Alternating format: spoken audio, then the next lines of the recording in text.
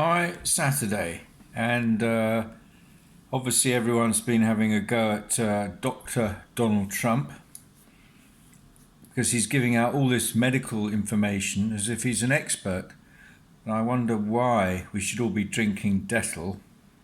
Really, I mean, whether it was sarcastic, having looked at the actual recording, it didn't look sarcastic to me, but he's now saying it was just a sarcastic aside. But why muck about? Why make jokes when you're dealing with such a serious matter? People are dying all over the states.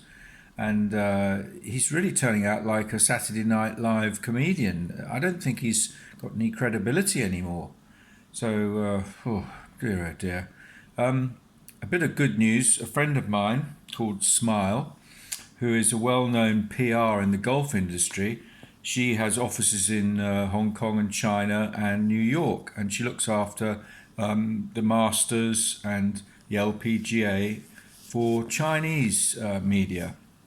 So, based in New York with her husband and two young daughters, she suddenly realized that the New York situation was getting worse, and so she volunteered to help the New York health system source products, particularly in China, because obviously it was very difficult for them to actually find the right people and then to make sure that they weren't being taken to the cleaners, like ordering masks and suddenly hygienic stuff turns up. So anyway, she has for the last few weeks been helping them, and it's apparently worked very well, and they're all very grateful for her input. So well done for her.